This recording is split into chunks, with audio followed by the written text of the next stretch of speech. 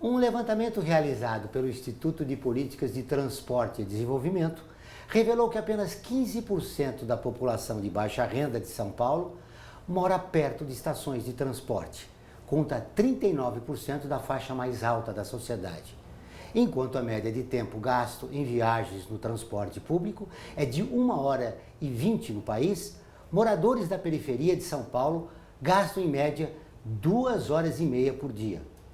A falta de estrutura em muitas regiões e um mau planejamento urbano tornam as cidades inabitáveis. Para falar sobre a relação entre mobilidade urbana e a desigualdade, recebemos a arquiteta, urbanista e professora aposentada da Universidade de São Paulo, Hermínia Maricato. Olá, seja bem-vindo, eu sou Joel Scala. Está começando o Observatório do Terceiro Setor, o olhar da cidadania.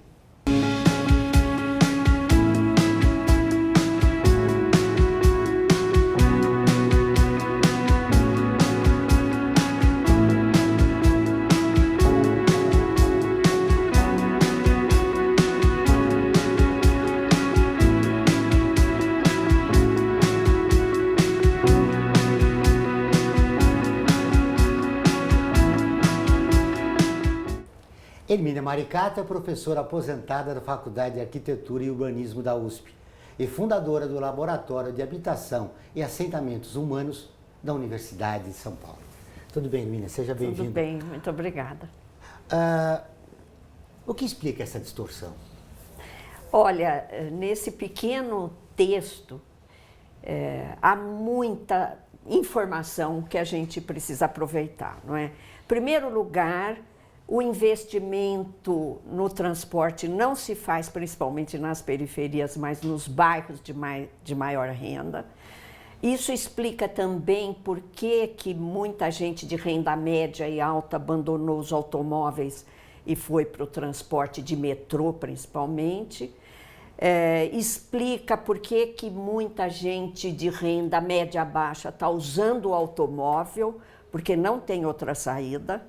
Explica por que as viagens a pé aumentaram muito, porque precisa complementar o período, chegar até, não é, o transporte. A pé e o ciclismo também. E o ciclismo também, ambas, não é? Explica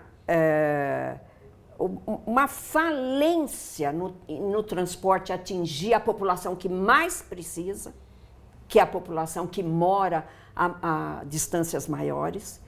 Explica que uma parte da vida da população de baixa renda se passa nos transportes. É uma parte da vida. Se eu somar o que cada pessoa passa todos os dias, no final do ano, e há casos que eu tenho um mês da vida que a pessoa passa nos transportes. O que é um absurdo. É necessário fazer um novo planejamento estratégico da cidade? Olha, eu costumo dizer que planos todas as cidades brasileiras têm. Plano diretor é obrigatório por lei nas cidades com mais de 20 mil habitantes. E eu não conheço nenhuma cidade que não tenha plano diretor.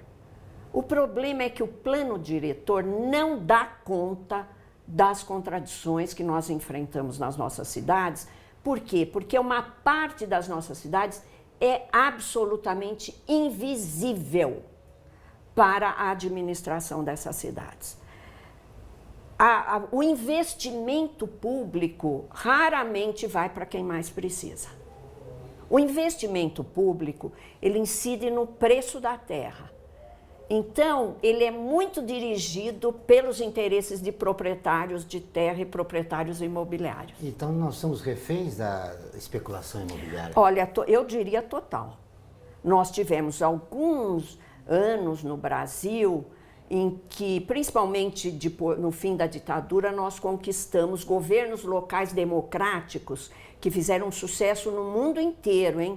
Orçamento participativo, os CIEPs, que é a concepção do Darcy Ribeiro no Rio, que gerou os CELS em São Paulo, a urbanização de áreas precárias, favelas, etc. Eu me lembro que na Conferência Internacional da ONU da Habitat de 96, o Brasil foi a estrela.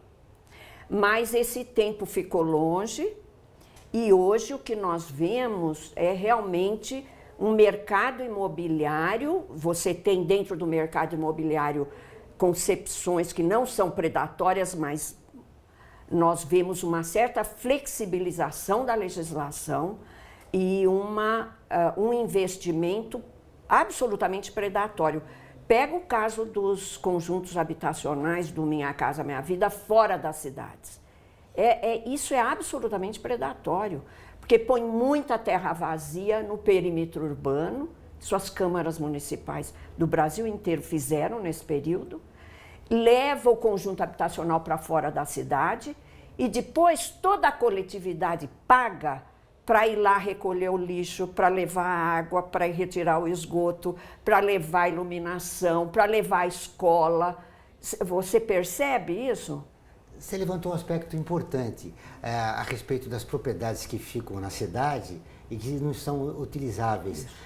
Como é que fica a função social da propriedade?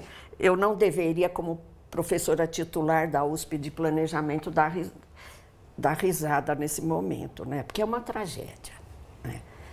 Na verdade, a gente tem leis das mais avançadas do mundo. O Estatuto da Cidade também é uma lei premiada.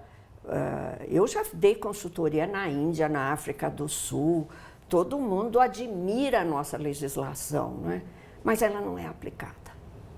Ou seja, propriedade vazia, ociosa, servida de infraestrutura, ou seja, cercada de um investimento público, pelo qual todos nós pagamos, inclusive os mais pobres, não é?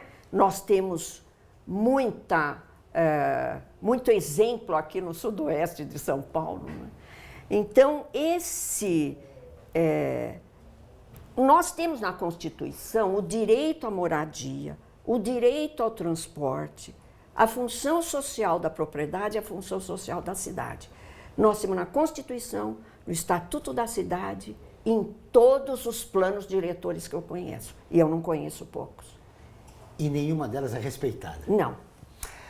Todas as terças e quintas-feiras, ao vivo, às 14 horas, tem programa de rádio Observatório do Terceiro Setor, onde recebemos especialistas que, junto com os ouvintes, debatem os principais temas da atualidade e do terceiro setor. Você pode ouvir pela rádio Trianon AM 740 ou em qualquer lugar do mundo, pela internet, do seu celular, computador ou tablet, pelo link que aparece na sua tela. Voltamos depois do intervalo. A FIA é muito mais que uma escola de negócios. É graduação, pós-graduação, MBA, mestrado e consultoria para empresas. Isso faz diferença. Conheça a FIA. Voltamos com o Observatório do Terceiro Setor. E agora vamos para o quadro Você Conhece? Bilíngue. Ele foi escravizado no Brasil. Pelos maus tratos que recebia, tentou até suicídio, mas conseguiu fugir e virou escritor, lançando a sua própria biografia. Mahomá Gardo Baquaquá. Você conhece? Mahomá Gardo Baquaquá nasceu livre no século XIX, onde fica Benim, na África, e em 1845 chegou ao Brasil dentro de um navio negreiro. Passou os 2 anos seguintes trabalhando forçadamente em diversos estados brasileiros e chegou a tentar o suicídio. O africano foi vítima do tráfico internacional dos escravos em 1845, quando a prática já havia sido criminalizada no Brasil. Segundo os historiadores, sua condição de escravo no país nunca foi legal. Mahomá já era bilíngue quando foi capturado em uma guerra na África. Sua família era muçulmana e ele falava árabe e ajami, língua local da sua cidade natal. Seu primeiro destino foi Pernambuco, onde ele foi comprado por um padeiro português. O padeiro o obrigou a construir um prédio de pedra. Isso é um trabalho muito difícil. Baquaquá tentou fugir, tentou cometer suicídio, cogitou matar o seu dono porque ele era muito cruel. O dono não gostava dele e o vendeu porque Baquaquá estava criando muitos problemas. Ele foi vendido no Rio de Janeiro, onde o capitão do barco comprou, mas o capitão também era cruel e o espancava muito. A mulher do capitão não gostava dele, Isso mostra que Baquaquá sempre quis resistir, lutar, escapar e eventualmente ele teve a oportunidade quando seu dono levou para Nova York com um carregamento de café. Os documentos mostram que depois de reconquistar sua liberdade nos Estados Unidos, Baquaquá passou uma temporada no Haiti, onde aprendeu a falar o francês e o crioulo haitiano. Ele também viveu no Canadá e chegou a estudar entre 1850 e 1853 na Faculdade Central de Nova York. Baquaquá, em 1854, publicou um relato autobiográfico sobre sua condição de escravo chamado Uma Narrativa Interessante, biografia de Mohamed G. Baquaquá. Sua bibliografia foi publicada no mesmo ano por Samuel Dory Murray, em Detroit. Em 2018, a bibliografia de Mohamed Baquaquá foi apresentada como enredo no Carnaval pelo Recanto do Beija-Flor.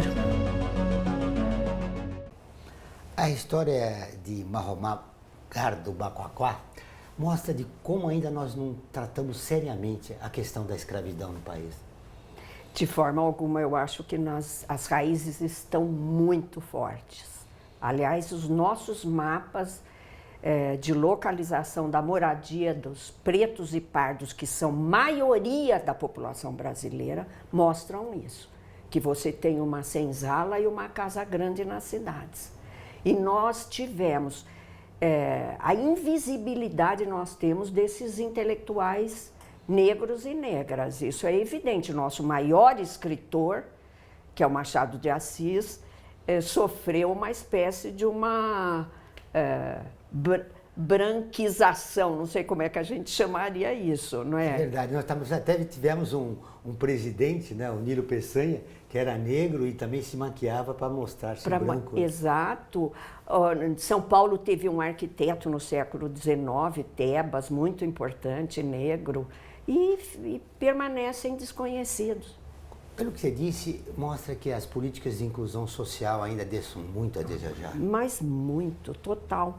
Agora, eu sou muito otimista com a emancipação da população negra, não é? Aqui em São Paulo, você tem uma rede de cursinhos da UNEAFRO, que faz um trabalho excepcional de cursinhos gratuitos para a população negra. E agora eles estão construindo uma entidade nacional que chama Coalizão Negra por Direitos no Brasil. Então, isso vai fazer a diferença na história do Brasil, sem dúvida nenhuma. Como você disse, sem dúvida nenhuma, é uma necessidade e é um projeto importante. Isso.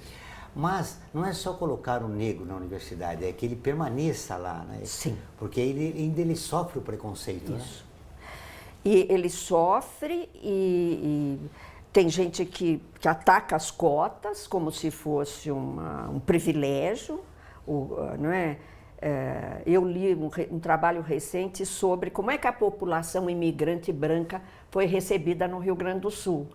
Foi com terra, havia distribuição de terra, houve uma colonização europeia com distribuição de terras. Erechim é uma cidade que é produto disso.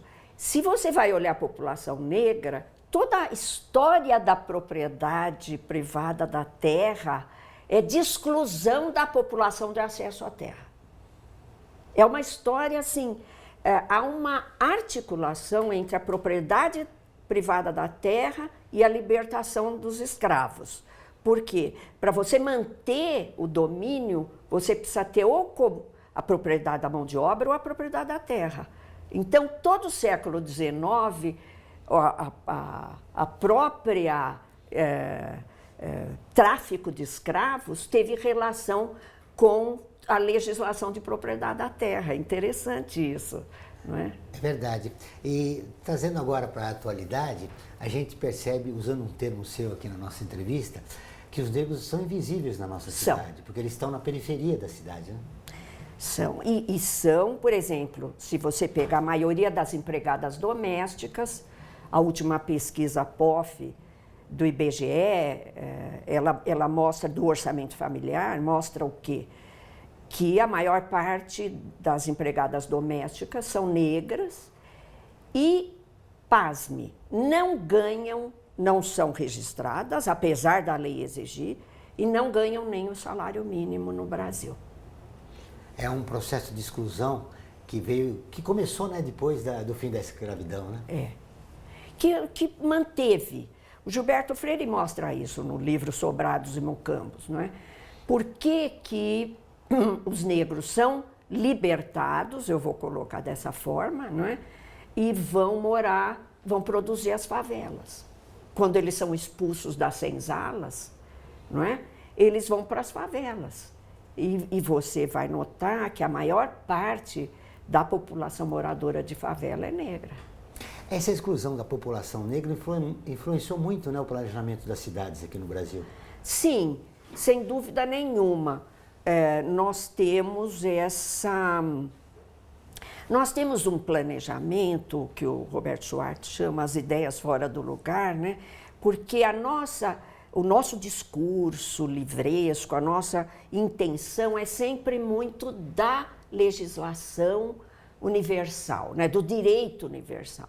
Mas a aplicação da lei, a aplicação dos planos nunca obedeceu ao direito universal. Por que nós temos leis consideradas progressistas que não são aplicadas na prática aqui no nosso país? Mas agora eu vou fazer uma breve pausa na nossa entrevista para fazer um convite para você curtir a página do Observatório.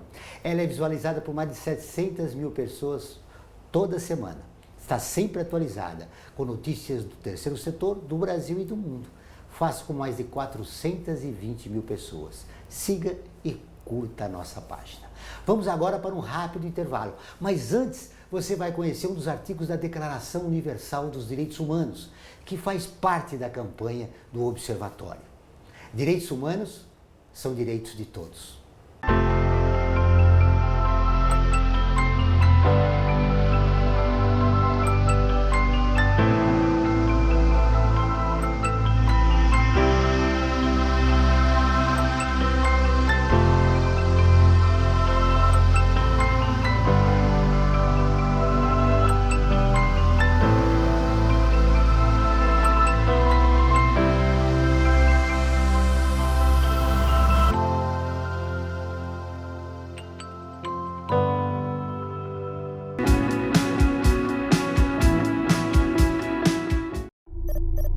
Internacionalizar a economia afeta o seu emprego? Para onde vai o Brasil?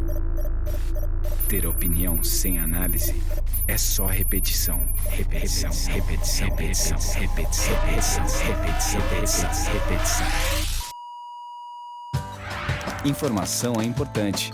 Análise é fundamental. Le Monde Diplomatique Brasil. Independente e crítico.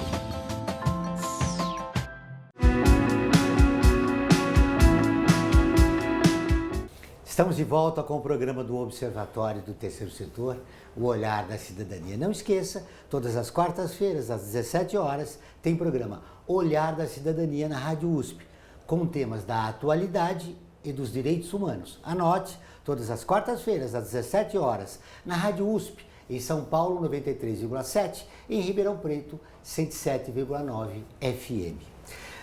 Hermínia, no bloco anterior nós falamos A Constituição brasileira ela é progressista, de bem 1988, mas muitas leis que estão ali ainda não foram aplicadas. Qual é a razão? Olha, nós temos problemas estruturais no Brasil de desigualdade, que nós vivemos, vamos lembrar, 388 anos de escravidão, não é? Escravidão com crueldade, como nós vimos aqui, não é? Então, é uma espécie de um DNA que a gente carrega, não é? E nós temos, na verdade, o Brasil urbano, predominantemente urbano, ele tem 60 anos. O que são 60 anos na vida de uma nação? Muito pouco, né? É muito pouco. O nosso processo de urbanização, ele se deu, assim, multidões vindo do campo, porque não foi feita a reforma agrária, industrialização junto com urbanização.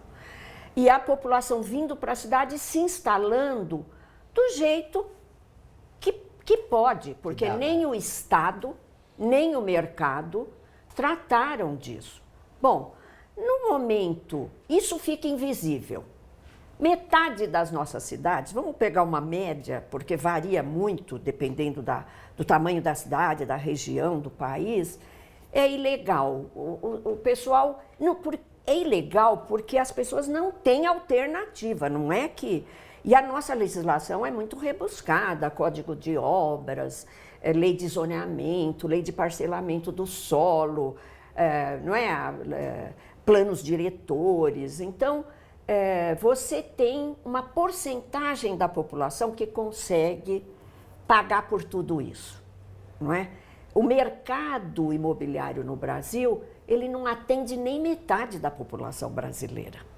Então, você tem um descolamento entre lei e realidade. Você tem uma lei como a nossa, que eu gosto de afirmar, a lei da mobilidade urbana, lei federal, que prioriza quem? O pedestre e a bicicleta, é o transporte não motorizado.